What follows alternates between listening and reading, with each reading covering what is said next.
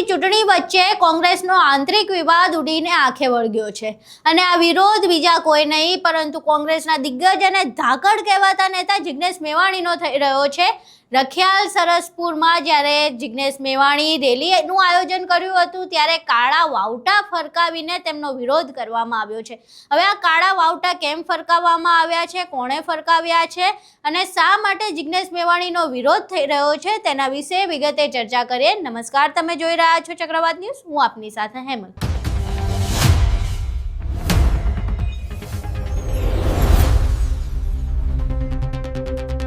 રખિયાલ સરસપુર વિસ્તારમાં જિગ્નેશ મેવાણીએ રેલીનું આયોજન કર્યું હતું। સ્થાનિક સ્વરાજની ચૂંટણીને લઈને કોંગ્રેસ માટે રેલીનું આયોજન કર્યું હતું। કોંગ્રેસના ઉમેદવારોનું સમર્થન કરી રહ્યા હતા। એ દરમિયાન કોંગ્રેસના જ અમુક કાર્યકર્તાઓએ કાળા વાવટા ફરકાવીને જિગ્નેશ મેવાણીનો વિરોધ કર્યો।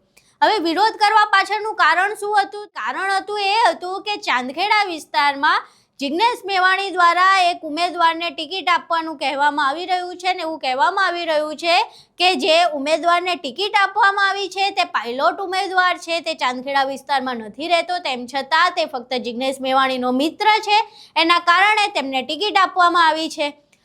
જે મિત્રની વાત કરવામાં આવી છે તેનું નામ છે સુબોધ કુમુદ અને આ વ્યક્તિની ટિકિટ મળવાના કારણે કોંગ્રેસના અમુક કાર્યકર્તાઓને પેટમાં દુખી રહ્યું છે। પહેલા અહીં એ વિડીયો જોઈએ જેમાં જિગ્નેશ મેવાણીનો કાળા વાવટા ફરકાવીને વિરોધ કરવામાં આવી રહ્યો છે।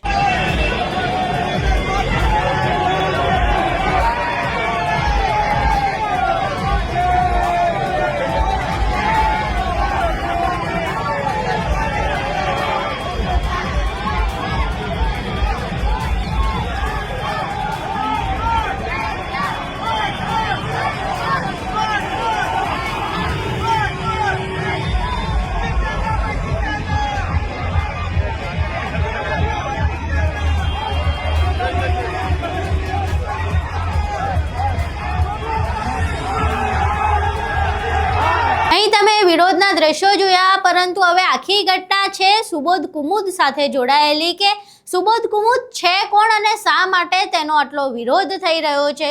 તો સુબોધ કુમુદ વિશે વાત કરીએ તો સુબોધ કુમુદ એ જિગ્નેશ મેવાણીના નજીકના માણસ અને મિત્ર તરીકે છે। અત્યાર સુધીમાં સુબોધ કુમુદ કોંગ્રેસની આઈડિયોલોજી સાથે જોડાયેલા માણસ છે। ઉનાકાંડથી લઈને અત્યાર સુધી જે દલિતો અને વંચિતો સાથે જે અત્યાચાર થાય તેમાં જિગ્નેશ મેવાણીની સાથે પ્રખરતાથી અવાજ ઉઠાવતો ચહેરો છે। અનેક વિડીયોઝમાં આપણે જિગ્નેશ મેવાણીની સાથે આ ચહેરાને જોઈ શકીએ છીએ। વ્યવસાયે પોતે વકીલ છે અને વકીલાતના કામ સાથે પણ દલિત અને વંચિતોનો અવાજ ઉઠાવતા આવ્યા છે અને જ્યાં પણ તમે કોઈ આંદોલન જોશો જેમાં જિગ્નેશ મેવાણી અવાજ ઉઠાવતા હશે તો ત્યાં ક્યાંક ને ક્યાંક પાછળ આ ચહેરો તમને ખાસ કરીને જોવા મળશે। હવે આ જે ચહેરો જોવા મળી રહ્યો છે એના કારણે જ એમનો વિરોધ પણ થઈ રહ્યો છે। જે સ્થાનિક કાર્યકર્તાઓ છે કોંગ્રેસના, તેમનું એવું કહેવું છે કે સુબોધ કુમુદને ચાંદખેડામાંથી ટિકિટ ન મળવી જોઈએ, કારણ કે ચાંદખેડામાં નથી રહેતા એટલે સ્થાનિક સ્વરાજની ચૂંટણીમાં સ્થાનિક જે લોકો છે, સ્થાનિક નેતા છે, તેમને જ ટિકિટ મળવી જોઈએ।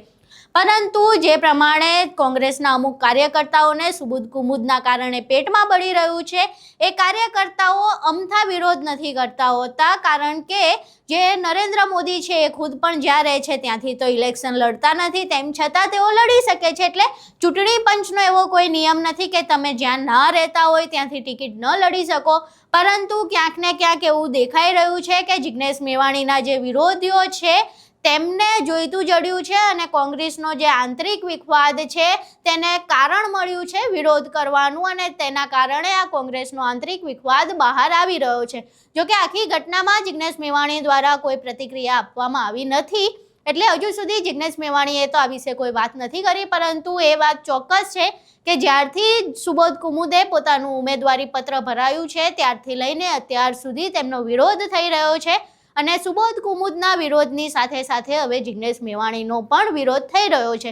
આ વિરોધ આગળ જઈને ક્યાં પહોંચે છે અને જિગ્નેશ મેવાણી કે સુબોધ કુમુદને આની કોઈ અસર થાય છે કે કેમ તે જોવું રહ્યું। આખો વિડીયો જોયા બાદ તમારું શું માનવું છે? જિગ્નેશ મેવાણીનો વિરોધ કેટલો યોગ્ય અને સુબોધ કુમુદનો વિરોધ કેટલો યોગ્ય, તેના વિશે તમારા મંતવ્યો અમને કોમેન્ટ બોક્સમાં જરૂર જણાવજો। વિડીયો પસંદ આવ્યો હોય તો વિડીયોને લાઇક કરજો, શેર કરજો અને અમારી ચેનલને સબસ્ક્રાઇબ કરવાનું ભૂલશો નહીં। નમસ્કાર।